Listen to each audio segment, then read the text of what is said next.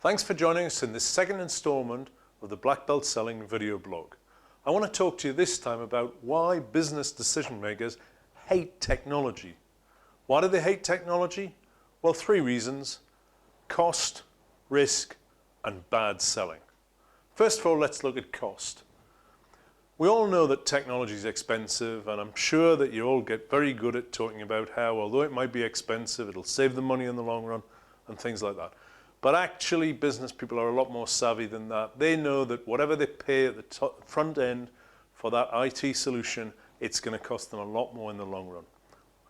They know that there's a total cost of ownership argument in terms of hidden costs, like the amount of people they have to put in place to work with the supplier, the ongoing maintenance costs, the support costs, the costs for licenses, and all of those things that can completely snowball. And we all know that there's a lot of big projects hit the press recently in terms of costs spiraling out of control.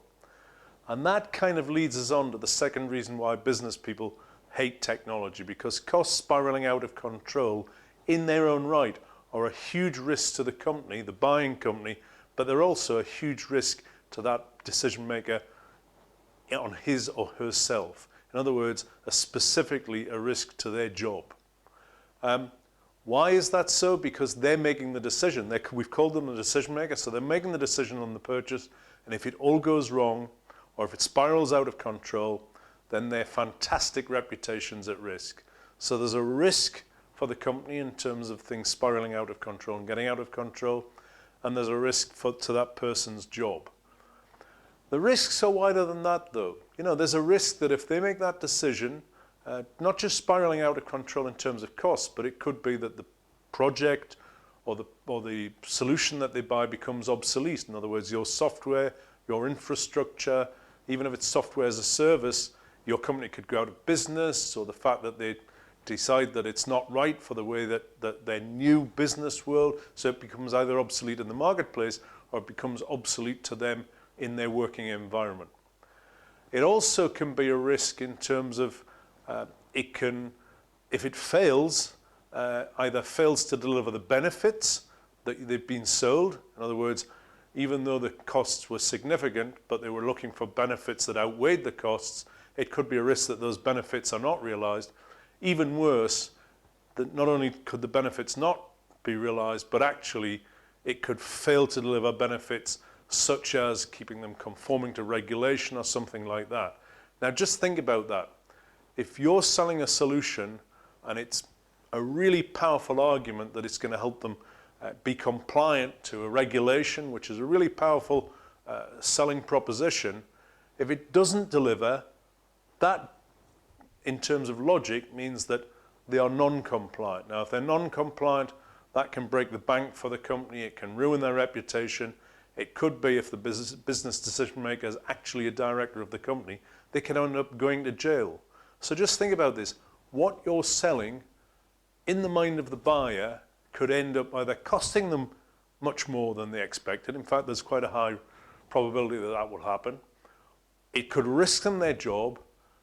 It could risk the company in terms of its ongoing existence, in terms of reputation and brand, or it could actually mean that the business director could ultimately go to jail. If you were that buyer, wouldn't you give a salesperson a hard time, and wouldn't you hate technology? In the next installment, we'll talk about how the benefits outweigh this and how you could get around this and how you can handle this and be a responsible salesperson and build the trust of the buyer and end up delivering a partnership that the buyer's just absolutely proud of and make them love technology solutions, whether it's infrastructure, whether it's software, software as a service, cloud-based solution, or networking technology solutions. You can make your buyer love those solutions. But I want to get to the third reason why business people often hate technology, and that's just bad selling.